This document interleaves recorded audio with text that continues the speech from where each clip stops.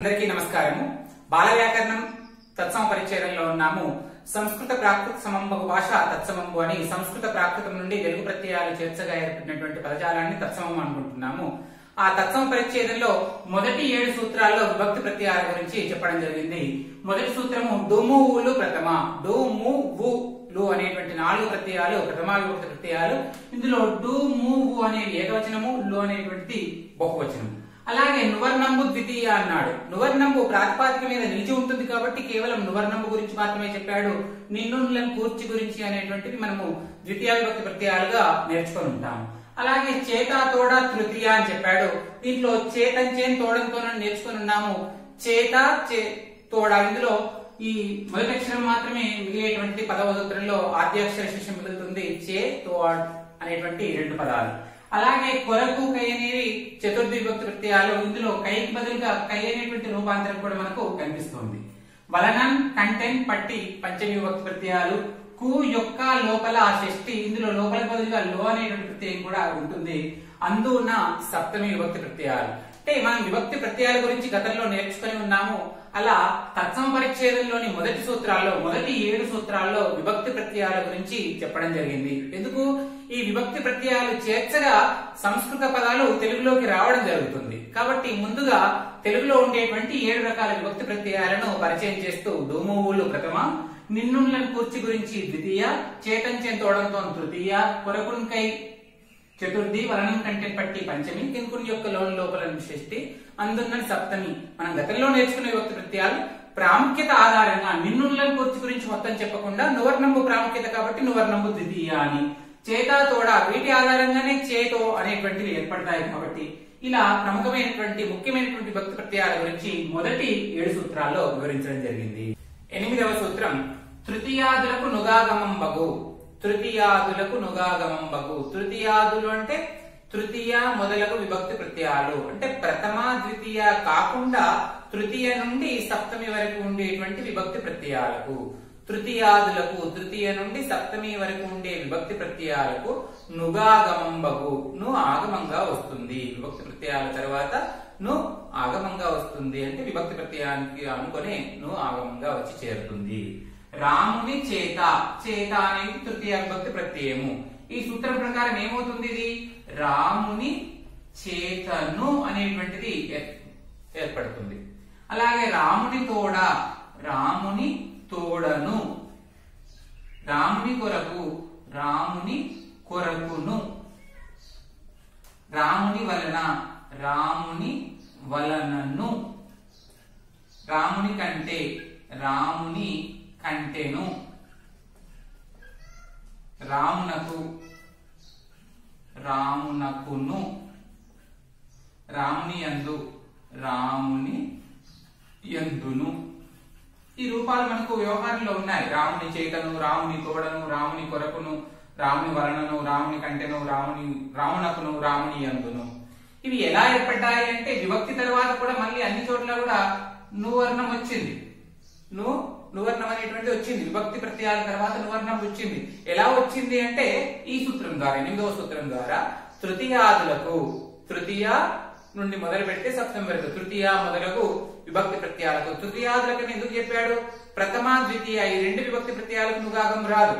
డుమువులకు కానీ నిన్నులను కూర్చి గురించి వాటికి కానీ నుగాగమం రాదు. కావున తృతీయాదులకు అన్నాడు. తృతీయ నుండి సప్తమి వరకు ఉండేటువంటి విభక్తి ప్రత్యయాలకు ను ఆగమంగా వస్తుంది. రాముని చేత, రాముని చేతను, అలాగే రాముని యందు, రాముని యందును అని చివరికి ను ఆగమంగా రావడం అనేటువంటిది జరుగుతుంది. ఈ సూత్రం ద్వారా ఇలాంటి రూపాలు ఏర్పడతాయి. 9వ సూత్రము కై పట్టి యొక్కలకు నుగాగమం లేదు. 8వ సూత్రంలో తృతీయాది విభక్తులకు నుగాగమం వస్తుందని చెప్పాడు. తృతీయ నుండి సప్తమి వరకు ఉండేటువంటి విభక్తి ప్రత్యయాలకు నుగాగమం వస్తుందని చెప్పాడు. దాని ద్వారానే మనం రాముని చేతను, రాముని తోడను, రాముని కొరకును, రాముని యందును అనేటువంటి రూపాలను చూసాం. అయితే కొన్ని చోట్ల నుగాగమం రాదు. ఎక్కడ రాదు అనేది మళ్ళీ 9వ సూత్రంలో చెప్తున్నాడు. కై పట్టి యొక్క, కై పట్టి యొక్క, కొరకును కై, కొరకుకు నుగాగం వస్తుంది, కొరకును అయింది. కానీ కైకి నుగాగం రాదు. ఎందుకు రాదు? రాముని కై, రాముని కైను అనేటువంటి రూపం మనకు తప్పుడు రూపం, అసాధు రూపం కాబట్టి నుగాగం రాదు. అలాగే జ్ఞానము బట్టి, జ్ఞానము బట్టి కాదు, రాముని యొక్కను కాదు.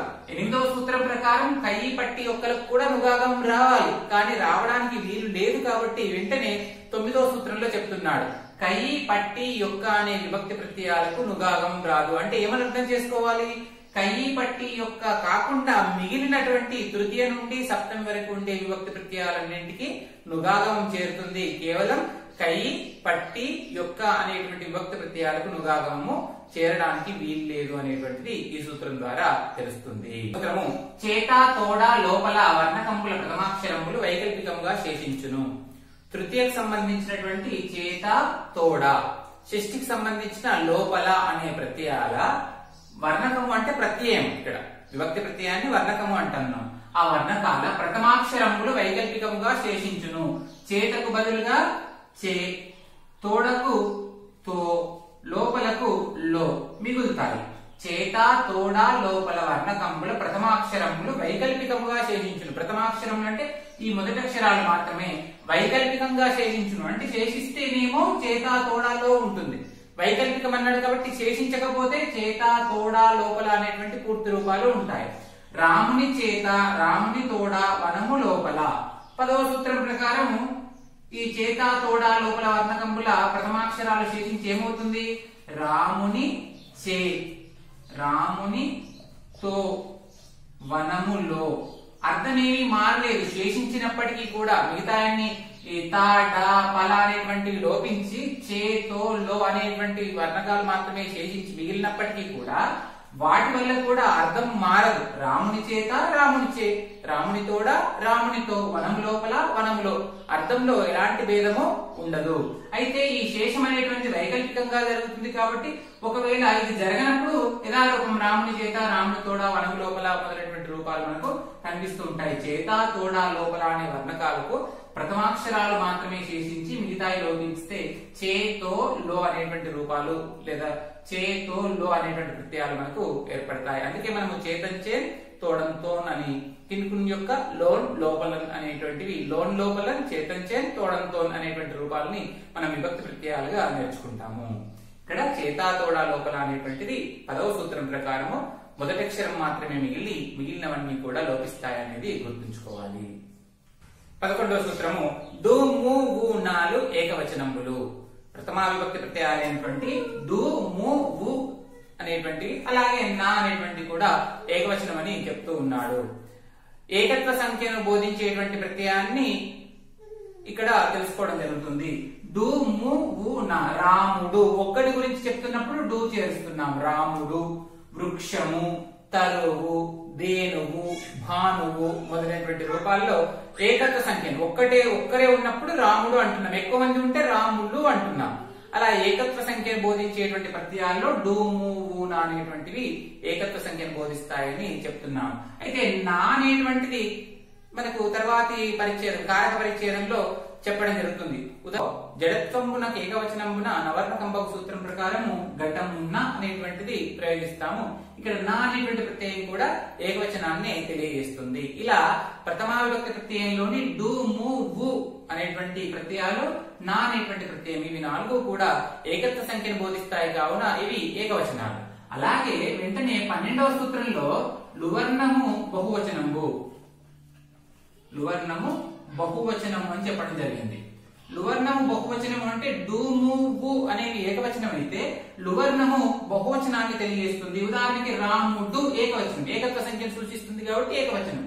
రాములు అంటే ఒకరికంటే ఎక్కువ కాబట్టి లువర్ణకం బహుత్వ సంఖ్యను సూచిస్తుంది కాబట్టి లువర్ణకము బహువచనం. అలాగే వృక్షము ఏకవచనము, వృక్షములు బహువచనము. తరువు ఏకవచనము, తరువులు బహువచనం. ఇలా రాములు, వృక్షములు, తరువులు, వనములు, దేనువులు, భానువులు ఇవన్నీ కూడా చివరికి లువర్ణకం ఉంటుంది కాబట్టి లువర్ణకము బహుత్వ సంఖ్యను బోధిస్తుంది కావున లువర్ణకము బహువచనము. డు ము వు నాలు ఏకవచనములు, లువర్ణము బహువచనంగా గుర్తుంచుకోవాలి. ప్రథమ విభక్తి ప్రత్యయాల్లోని డు ము వు ఏకవచనం అయితే లువర్ణం బహువచనాలుగా మనం గుర్తించాల్సిందిగా ఈ సూత్రం ద్వారా చెప్పడం జరిగింది. 13వ సూత్రము తక్కినవి ఉభయంబులు. అంటే 11, 12 సూత్రాల్లో డు ము వు అనేవి ఏకవచనం, డు ము వు నా అనేవి ఏకవచనానికి సంబంధించినవి. ఇకపోతే బహువచనానికి సంబంధించినవి లు అనేటువంటి బహువచన ప్రత్యయం అని చెప్పి, మిగిలినవి ఉభయంబులు అంటున్నాడు. తక్కినవి అంటే ప్రథమా విభక్తి ప్రత్యయంలోని డూము కాకుండా మిగిలిన విభక్తి ప్రత్యయాలన్నీ కూడా ఉభయంబులు. అటు ఏకవచనానికి అలాగే ప్రయోగించబడతాయి, బహువచనానికి కూడా అలాగే ప్రయోగించబడతాయి. ఉదాహరణకి వనము ఏకవచనము, వనములు బహువచనము. దీనికి ద్వితీయ విభక్తి ప్రత్యయమైనటువంటి ను చేరిస్తే ఏకవచనానికి కూడా వనమును అంటాము, బహువచనానికి కూడా వనములను అంటాము. అంటే ప్రత్యయంలో ఎలాంటి మార్పు లేదు. ఏకవచనానికి ఒక రకంగా, బహువచనానికి ఒక రకంగా లేదు. అంటే ఇది ఉభయాన్ని సూచిస్తుంది, ఏకవచనాన్ని సూచిస్తుంది, బహువచనాన్ని కూడా సూచిస్తుంది. బాణము చేతను అన్నప్పుడు ఏకవచనం, బాణముల చేతను అన్నప్పుడు బహువచనం. అంటే చేతను అనేటువంటి ప్రత్యయము ఏకవచనానికి అదే వాడుతున్నాము, బహువచనానికి కూడా అదే వాడుతున్నాము. అలాగే అందును ఏకవచనానికి, మనిషి అందును, మనుషుల అందును. అంటే డూము ఏకవచనము, లు బహువచనం. ఇవి కాకుండా మిగిలినవన్నీ ప్రత్యయాలు కూడా ఏకవచనానికి వాడతాము, బహువచనానికి వాడతాము. మార్పు లేకుండా వాడతాం కాబట్టి తక్కినవి ఉభయంబులు అన్నాడు. డోమువులు ప్రథమ విభక్తి ప్రత్యయాలు కాకుండా మిగిలిన విభక్తి ప్రత్యయాలన్నీ కూడా ఏకవచనము, బహువచనానికి వాడతాం కావున వాటన్నింటినీ ఉభయంబులు, రెండింటికి వాడతారని గుర్తించాలి. 14వ సూత్రము ఓ ఆమంత్రంబునందగు. ఆమంత్రణము అంటే పిలవడం. ఓ అనేటువంటి ఆమంత్రంబునందగు. పిలిచే సందర్భంలో ఓ అనేటువంటి వర్ణాన్ని మనము ఉపయోగిస్తాము. రాముడు అనేటువంటిది ఉంది. రాముడిని పిలిచే సందర్భంలో ఈ పదానికంటే ముందే ఆమంత్రణం కావున ఓ అనేటువంటి ప్రత్యయం చేరుస్తుంది. ఓ రాముడా. బహుత్వ సంఖ్య ఏందనుకోండి, ఓ రాములారా అని పిలుపడానికంటే ముందే ఓ అనేటువంటి వర్ణం ఇక్కడ చేరుతుంది. కావున ఓ ఆమంత్రణమునందగు. ఓ అనేటువంటి పిలువచ్చే సందర్భంలో పదానికి ముందే చేరుస్తాం. ఈ ఓ అనేటువంటిది చేర్చకుండా కూడా మనము పిలవడం జరుగుతుంది. రాముడా, రాములారా అనేటువంటి సంబోధన కూడా కనిపిస్తుంది. కానీ సాధారణంగా సంబోధన సందర్భంలో ఓ అనేటువంటి వర్ణము ఆ పదానికి ముందే చేరుతుంది అనేది ఈ సూత్రం ద్వారా చెప్తున్నాడు. ఓ ఆమంత్రణమునందగు. ఓ అనేటువంటి పిలిచే సందర్భంలో పదానికి ముందే చేరుతుంది అనేది ఈ సూత్రం ద్వారా తెలుసుకోవాలి. సూత్రము ఓ శబ్దమునకు పురుష నీచ స్త్రీ పురుష ఆమంత్రణములందు ఈశ్వరి వర్ణములు విభాషను అంతాగమములకు. ఇంతకుముందు సూత్రంలో ఓ ఆమంత్రణమునందగు అని చెప్పుకున్నాం. అంటే పిలిచే సందర్భంలో పదానికి ముందు ఓ చేరుతుంది. ఓ రాముడా, ఓ దుష్టురాలా, ఓ నీచుడా అనేటువంటి రూపాలు మనకి ఏర్పడ్డాయి. ఈ సూత్రం ప్రకారము ఓ శబ్దమునకు, ఈ ఓ శబ్దమునకు పురుష నీచ స్త్రీ పురుష, పురుష నీచ స్త్రీ పురుష, పురుషునికి అలాగే నీచ స్త్రీ పురుష అంటే నీచ స్త్రీ నీచ పురుష అని అర్థం. నీచ స్త్రీ నీచ పురుష శబ్దాలకు ఇసిరి వర్ణములు. పురుషునికైతేనేమో ఈ, నీచ స్త్రీకైతేనేమో సి, నీచ పురుషునికైతేనేమో రి. ఇలా పురుషునికి ఈ, నీచ స్త్రీకి సి, నీచ పురుషునికి రి. ఈ సిరి వర్ణములు విభాషను అంటే రావచ్చు, రాకపోవచ్చు. ఎక్కడ? అంతాగమములందగు. ఓ అనే శబ్దానికి తర్వాత ఆగమంగా వస్తాయి అని చెప్తున్నాడు. చూడండి, ఓ రాముడా. రాముడా అనేటువంటి పురుష శబ్దం, పురుషుణ్ణి సూచించేటువంటి శబ్దం. కాబట్టి పురుష శబ్దానికి ఏమొస్తుంది? ఈ వస్తుంది. ఆమంత్రణమునందు ఓ అనే శబ్దానికి ఈ అనేది ఎక్కడ వస్తుంది? అంతాగమములందు, అంతంగా ఆగమంగా వస్తుంది. అంటే ఓ తర్వాత ఆగమంగా వచ్చి ఓయి రాముడా, ఓయి రాముడా. ఇది విభాష. ఈ రాలేదనుకోండి యథావిధి రూపమే ఉంటుంది, ఓ రాముడా అనేటువంటి రూపమే ఉంటుంది. అలాగే సి, నీచ స్త్రీకి సి వస్తుంది. దుష్టురాలు చెడ్డది కాబట్టి నీచ స్త్రీగా భావించినప్పుడు ఓ దుష్టురాలా. సి చేరి ఓసి దుష్టురాలా, ఓసి దుష్టురాలా. తక్కువ స్థాయిలో ఉండేటువంటి సంబోధన సందర్భంలో ఇలాంటివి వాడతారు. ఓసి దుష్టురాలా. ఒకవేళ ఇది రాలేదనుకోండి విభాష కాబట్టి ఓ దుష్టురాలా అనేటువంటి రూపమే ఉంటుంది. అలాగే నీచ పురుషుని సంబోధించినప్పుడు ఓ నీచుడా. నీచ పురుషునికి ఏమొస్తుంది? రీ చేరి ఓరి నీచుడా. రానప్పుడు ఓ నీచుడా అనేటువంటి రూపం మనకు ప్రయోగంలో ఉంటుంది. ఓ నీచుడా అనేటువంటి రూపమే ప్రయోగంలో ఉంటుంది. ఓ శబ్దానికి పురుష నీచ స్త్రీ పురుష, పురుషునికైతే ఈ, నీచ స్త్రీకి సి, నీచ పురుషునికి రి. ఓయి, ఓరి, ఓయి, ఓసి, ఓరి అనేటువంటి రూపాలు మనకు ఏర్పడుతున్నాయి. ఓయి, ఓసి, ఓరి అనేటువంటి రూపాలు ఏర్పడుతున్నాయి. ఓ శబ్దానికి పురుష నీచ స్త్రీ పురుష ఆమంత్రణములందవు అంటే పిలిచేటువంటి సందర్భంలో ఇసిరి వర్ణములు విభాషగా అంతాగమములందవు. ఓ అనేటువంటి పదానికి వెంటనే వస్తాయి, అవి విభాషగా వస్తాయి. వచ్చిన రూపం పోయి రాముడ, రాణి రూపం ఓ రాముడ. ఇలా పురుషునికైతే ఓయి, నీచ స్త్రీకైతే ఓసి, నీచ పురుషునికైతే ఓరి, ఓయి, ఓరి, ఓసి అనేటువంటి రూపాలు మనకు ఈ సూత్రం ద్వారా ఏర్పడుతున్నాయి. గలవు ఓరి, యోసి, మైత్రి అన్నం గలవు. ఇంతకుముందు సూత్రం ప్రకారము ఓరి అనేది నీచ పురుషునికి వచ్చింది. ఆమంత్రణలో నీచ పురుషునికి ఓరి, నీచ స్త్రీకి ఓసి అనేటువంటిది నీచ స్త్రీకి వచ్చింది. ఓ అనేటువంటి ఆమంత్రానికి రిసిలు రీసి అనేటువంటి అక్షరాలు విభాషగా ఆగమంగా వచ్చి చేరాయి. నీచ స్త్రీ పురుషులకు రీసి అనేటువంటివి చేరాయి. పురుషకైతే ఈ చేరి ఓయి, ఓరి, ఓసి అనేటువంటి రూపాలు ఏర్పడ్డాయని ఇంతకుముందు సూత్రంలో చెప్పుకున్నాం. అయితే ఓరి, ఓసి అనేటువంటివి ఇంతకుముందు సూత్రం ప్రకారం నీచ పురుషునికి నీచ స్త్రీకి మాత్రమే వాడాలి. కానీ ఇక్కడ ఏం చెప్తున్నాడు అంటే ఓరి, ఓసి అనే పదాలు మైత్రియందు గలవు. ప్రేమతో పిలుచుకున్నప్పుడు కూడా ఓరి, ఓసి అనేటువంటి పదాలను మనం ఉపయోగిస్తాము. చిన్ని కృష్ణుడిని ఓరి చిన్ని కృష్ణ, ఇక్కడ చిన్ని కృష్ణ అనే సంబోధనలో ఓరి చిన్ని కృష్ణ అంటే ఇక్కడ నీచ పురుషుడని కాదు కదా అర్థము. అంటే ఉత్తమ పురుషునికి కూడా ఓరి చిన్ని కృష్ణ. ఇక్కడ మైత్రి అందును ప్రేమతో పిలిచినప్పుడు, స్నేహం చేత పిలిచినప్పుడు ఓరి అనేటువంటి పదాన్ని ఉపయోగిస్తాము. ఓరి రామ, ఓరి పిలగా అనేటువంటి పదం జన వ్యవహారంలో ఉంటుంది. ప్రేమతో పిలిచినప్పుడు మాత్రమే. అదే కోపంగా పిలిచినప్పటికీ ప్రేమతో పిలిచిన దానికి తేడా ఉంటుంది. కోపంగా ఓరి అనేటువంటి పిలిచినప్పుడు అది నీచ పురుషుడు అని అర్థం చేసుకోవాలి. ప్రేమతో పిలిచినప్పుడు అది ఉత్తమ పురుష శబ్దంలోనే మనం అర్థం చేసుకోవాలి. ఓరి చిన్ని కృష్ణ ప్రేమతో పిలిచినప్పుడు ఓరి అని వాడుతున్నాం. ఓసి ముద్దుబాల చిన్న పిల్లలకు వాడినప్పుడు ఓసి ముద్దుబాల అని కూడా వాడుతున్నాం. అంటే నీచ స్త్రీ నీచ పురుషులకు వచ్చేటువంటి ఓసి, ఓరి అనే పదాలను ప్రేమతో మైత్రితో పిలిచిన సందర్భంలో కూడా వ్యవహరించడం జరుగుతుంది అనేది ఈ సూత్రం ద్వారా తెలుస్తుంది. ఓరి చిన్ని కృష్ణ, ఓసి ముద్దుబాల అని. ఓరి, ఓరి, ఓసి అనేవి మైత్రి అందం కూడా కలవు.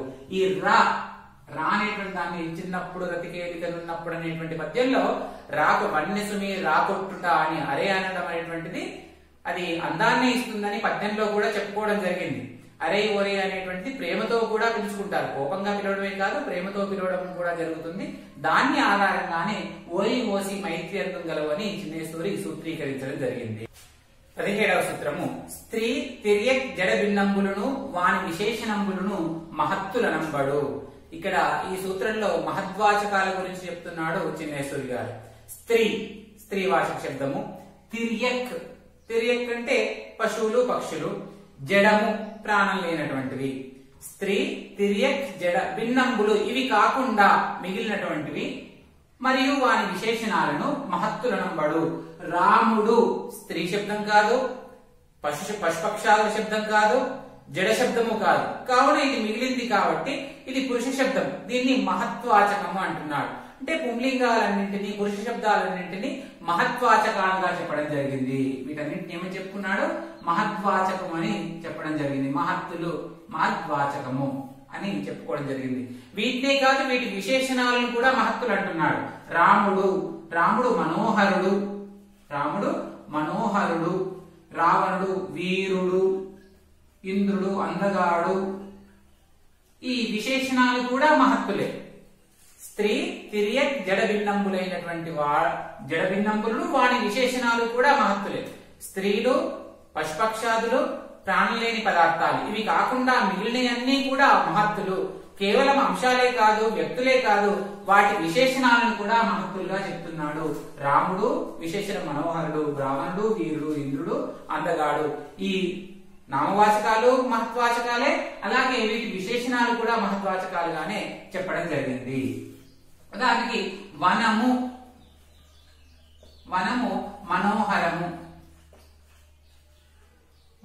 మనోహరము. సీత మనోహరమైనది. అలాగే జింక మనోహరము. చెప్తున్న సందర్భంలో చిలుక మనోహరము అని చెప్తున్న సందర్భంలో జింక, చిలుక పశుపక్షాదులు సీత స్త్రీవాచకము, వనము జడవాచకం. వనం అనుకుంటే ఇంకా శిల్పం అనుకోండి, శిల్పము జడవాచకం. స్త్రీ తిర్యక్ జడాలు, స్త్రీ తిర్యక్ జడభిన్నంబులు మహద్వాచకాలు అయితే, స్త్రీ తిర్యక్ జడభిన్నంబులు మహద్వాచకాలు అయితే స్త్రీవాచకము, తిర్యక్వాచకము, జడవాచకము వీటిని అమహత్తులు అనుకోవాలి. అమహత్తులు, అవి మహత్తులైతే ఇవి అమహత్తులు. అంటే పురుష శబ్దం మహత్ శబ్దం అయితే స్త్రీ శబ్దము, జడ శబ్దము, తిర్యక్ శబ్దం ఇవన్నీ కూడా అమహత్తులు. ఇందులో అనంతరం మళ్ళీ కేవలం స్త్రీ శబ్దాలను మహతీ వాచకాలుగా కూడా చెప్పడం జరిగింది. ఉదాహరణకి మనోహరుడు అనేది మహద్వాచకం, రాముడు మహద్వాచకం కాబట్టి రామునికి ఉపయోగించేటువంటి విశేషణము మనోహరుడు కూడా మహద్వాచకం. అదే మనోహరము అనేది శిల్పము మనోహరము అన్నప్పుడు శిల్పము జడవాచకం కాబట్టి మనోహరము అనేటువంటిది కూడా ఇక్కడ జడవాచకమే కాబట్టి ఇది మహత్తు కాదప్పుడు అమహత్తే అవుతుంది. అమహత్తే అవుతుంది అంటే మహత్తు యొక్క విశేషణం అయితేనే మహత్తు అవుతుంది, అమహత్తు యొక్క విశేషణం అయితే అమహత్తే అవుతుంది. సీత మనోహరమైనది, ఇది కూడా అమహత్తే కాబట్టి అమహత్తు. జింక మనోహరము, చిలుక మనోహరము అన్నప్పుడు ఇక్కడ మనోహరము అనేటువంటి అమహత్తు, ఇక్కడ మనోహరుడు అనేటువంటి మహత్తు. ఈ అమహత్తుల్లో మళ్ళీ కేవలం స్త్రీవాచక శబ్దాలను మహతి వాచకాలను చెప్పడం జరిగింది. మనకు తెలుగులో స్త్రీలింగాలు పుంలింగాలు ఎలాగైతే ఉంటాయో వాటిని ఇక్కడ మహద్వాచకము, మహతి వాచకము, అమహద్వాచకం అని 3 విభాగాలుగా ఈ సూత్రం ఆధారంగా గ్రహించాలి.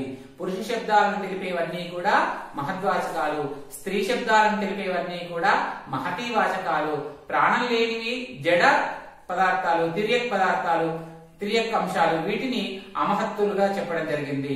అయితే ఈ సూత్రంలో మాత్రం స్త్రీ తిర్యక్ జడ భిన్నములను, స్త్రీలింగాలను కూడా అమహత్తులుగానే చెప్పడం జరిగింది. అనంతర సూత్రాల్లో స్త్రీలింగాలను మహతి వాచకాలుగా పేర్కొనడం జరిగింది తప్ప ప్రత్యేకించి స్త్రీ శబ్దాలను మహతి వాచకాలను వర్గీకరించడం జరగలేదు. స్త్రీలు, తిర్యక్కులు, జడాలు ఇవన్నింటినీ అమహద్వాచకాలని, కేవలం పురుష శబ్దాలను మహద్వాచకాలు అనేటువంటిది ఈ సూత్రం ఆధారంగా చెప్పడం జరిగింది. స్త్రీ తిర్యక్ జడ భిన్నంబులు వాని విశేషణంబులు మహత్తులంబడు. స్త్రీలు, పశుపక్షాదులు, జడ పదార్థాలు ఇవి కాకుండా మిగిలినవన్నీ కూడా వాటి యొక్క విశేషణాలు మహత్తులు. అవి కాకుండా మిగిలినవి అంటే మళ్ళీ స్త్రీలు, తిర్యక్ జడ పదార్థాలు వాటి విశేషణాలు అమహత్తులుగా మనము గుర్తుంచుకోవాలి. సూత్రము క్లీబంబులు మిత్రాదులు మహత్వాచకంబులు విభాషంపు పుంలింగ తుల్యంబులు. క్లీబము అంటే నపుంసకలింగాలు, తెలుగులో పుంలింగము, స్త్రీలింగము, నపుంసకలింగము. ఉదాహరణకి మిత్రము అనుకోండి, ఇది నపుంసకలింగము. నపుంసకలింగమే అయినప్పటికీ ఇది మహద్వాచకములు కాబట్టి విభాషం పుంలింగ తుల్యంబులు అవుతాయి. పుంలింగ తుల్యంబులు ఎప్పుడు జరుగుతాయి అంటే మహత్తులకు 21, 22 సూత్రం ప్రకారం ఉత్తడుంగులు చేరుతాయి. ఉదాహరణకి రామ అనేటువంటి శబ్దానికి ఉత్తడుంగులు చేరి రాముడు అనేటువంటి రూపం మనకు ఏర్పడుతుంది. అలాగే ఇక్కడ కూడా మిత్ర, శరణ, పాత్ర, ప్రధాన అనేటువంటి పదాలు క్లీబంబులకు మిత్రాలు. మిత్ర, శరణ, పాత్ర, ప్రధాన మొదలైనటువంటి పదాలకి ఇవి మహద్వాచకములు. మహద్వాచకములు కావున విభాషం పుంలింగ తుల్యంబులు, విభాషగా పుంలింగ తుల్యాలు అవుతాయి. పుంలింగ తుల్యాలైనప్పుడు ఏం జరుగుతుంది? ఉత్తడుంగులు చేరుతాయి. ఉత్తడుంగులు చేరి మిత్ర అనే పదం ఏమవుతుంది? అప్పుడు మిత్రుడు అవుతుంది. అలాగే శరణ అనేది శరణుడు అవుతుంది ఉత్తడుంగులు చేరి. పాత్ర అనేది పాత్రుడు అవుతుంది. ప్రధాన అనేది ప్రధానుడు అవుతుంది. ఇలా మిత్ర, శరణ, పాత్ర, ప్రధాన అనేటువంటివి క్లీబాలు. వాస్తవానికి ఇవి క్లీబాలు. మిత్రము, పాత్రము, ప్రధానము, శరణం క్లీవ సమానం. క్లీబాలు అయినప్పటికీ కూడా ఇవి మహద్వాచకాలు కాబట్టి, పురుష శబ్దాన్ని సూచిస్తాయి కాబట్టి, మహద్వాచకాలు కాబట్టి వీటికి ఉత్తడుంగులు చేరుతాయి. చేరి పుంలింగాలు అవుతాయి. కానీ పుంలింగాలు విభాషగా అవుతాయి. విభాషగా పుంలింగ తుల్యంబులు, విభాషగా పుంలింగాలు అవుతాయి.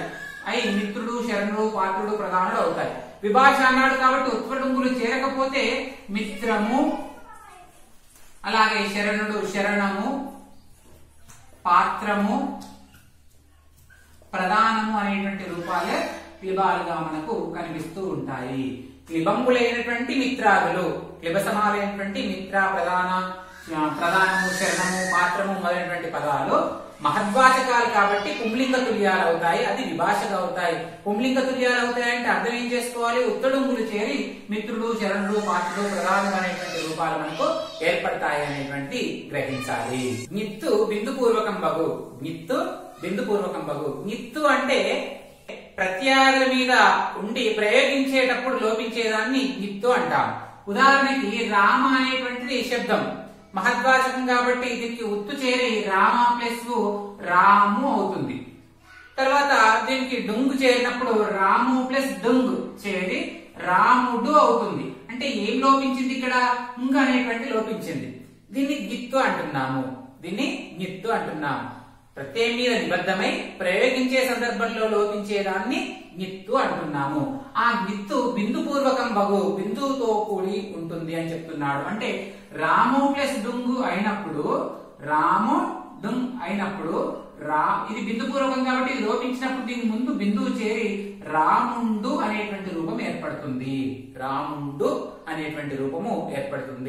నిత్తు బిందు పూర్వకం బగు. నిత్తు అంటే ప్రత్యయం మీద ఉండి ప్రయోగించినప్పుడు లుప్తమయ్యేటువంటి నిత్తు. రాము ప్లస్ డుంగు, రామ అనేటువంటి ప్రాతిపాదికకు మహద్వాచకం కాబట్టి ఉత్తు చేరి రాము, ఉత్తు డుంగులు చేరి రాము ప్లస్ డుంగ్, ఇది చేరినప్పుడు ఇది లోపించి రాముడు అనేటువంటి రూపం ఏర్పడుతుంది. ఈ లోపించే దాన్ని గిత్తు అంటాము. ఆ గిత్తు అక్కడక్కడ బిందు పూర్వకంగా కూడా కనబడుతుంది. రాము ప్లస్ డుంగు రాముడు అనే రూపంతో పాటు రాముడు అనేటువంటి రూపం కూడా మనకు కనబడుతుంది అనేది ఈ సూత్రం యొక్క సారం. డుంగర్నంబునకు ప్రకృతి అయినది డుమంతంబు నావడు. డుంగర్నంబు చేరేటువంటి ప్రాతిపాదికను డుమంతము అంటాం. ఉదాహరణకి రామ అనేటువంటి ప్రాతిపాదిక, దీనికి డుంగర్ణం చేరి, ఎందుకంటే మహద్వాచకం కాబట్టి ఉత్తడుంగులు చేరి రాముడు అవుతుంది. ఎందుకు? రామ అనేటువంటి మహద్వాచకం ఉత్తు చేరి రాము, డుంగ్ చేరి రాముడు, నిత్తు లోపిస్తుంది కాబట్టి రాముడు రాముడు అనేటువంటి రూపాలు మనకు ఏర్పడతాయి. అంటే ఈ డుంగ్ చేరడానికి ప్రాతిపాదిక ఏదైతే ఉందో ఈ ప్రాతిపాదికను ప్రకృతి అయినటువంటి దాన్ని డుమంతము నావడు, దీన్ని రామ అనేటువంటి శబ్దాన్ని డుమంతము అంటారు. ఉదాహరణకి హరి అనేటువంటిది కూడా మహద్వాచకమే. దీనికి కూడా డుంగ్ చేరుతుంది, మహద్వాచకం కాబట్టి డుంగ్ చేరుతుంది. కానీ ప్రయోగంలో లోపించి హరి అని మాత్రమే మిగులుతుంది. ఇక్కడ రామ శబ్దమేమో రాముడుగా డు అంతంగా ఉండి కనబడుతుంది. కానీ హరి శబ్దంలో ఈ డుంగ్ లోపించి హరి అనేటువంటి ప్రథమ ఏకవచన విభక్తి ప్రత్యయం లోపించి హరి అనేటువంటి పదం మాత్రమే మిగులుతుంది. కావున ఇది డుమంతం కాదు. ఎక్కడైతే ప్రత్యయం చేర్చిన తర్వాత ఆ ప్రాతిపాదిక పైన ప్రత్యయం చేర్చిన తర్వాత చివరికి ఆ వర్ణం మిగులుతుందో దాన్ని డుమంతము అంటున్నాము. మామూలుగా చెప్పుకోవాలంటే డు అంతంగా కలిగినటువంటి దాన్ని డుమంతము అనవచ్చు. కానీ వ్యాకరణ రీత్యా డుంగ్ వర్ణం కూడా ప్రకృతి అయినది డుమంతము అనబడు. డుంగవర్ణం ఎక్కడ చేరుతుంది? మహద్వాచకంలో ఏకత్వ సంఖ్యను బోధించే సందర్భంలో డుంగవర్ణం చేరుతుంది. చేరి కొన్ని చోట్ల నిలిచి ఉంటుంది, కొన్ని చోట్ల లోపించి ఉంటుంది. రామ శబ్దానికి డుంగవర్ణం చేరి రాముడని డుంగవర్ణం నిలిచి ఉంది. హరి శబ్దానికి డుంగవర్ణం చేరి డుంగవర్ణం లోపించి హరి అనేటువంటి పదం మాత్రమే మిగిలింది. ఎక్కడ నిలిచి ఉంటుందో దాని యొక్క ప్రాతిపాదిక, దాని యొక్క ప్రకృతి ప్రాతిపాదికను డుమంతం అంటాము. రామశబ్దాన్ని డుమంతం అంటాము. హరి శబ్దంలో ఆ నిలిచి లేదు కాబట్టి దీన్ని డుమంతం అనడానికి వీలు లేదు. అంటే డుంగ్ చేరినంత మాత్రాన డుమంతాలు కాదు, నిలిచి ఉన్నప్పుడు మాత్రమే దాన్ని డుమంతంగా గుర్తించాలి. ఇంతవరకు మనము తత్సమ పరిచ్ఛేదంలో మొదటి నుండి 20వ సూత్రం వరకు చెప్పుకోవడం జరిగింది. ఈ వివరణ మీకు నచ్చినట్టయితే లైక్ చేయండి, షేర్ చేయండి, మా పద్య సౌరభం ఛానల్ ను సబ్స్క్రైబ్ చేయండి. ధన్యవాదాలు.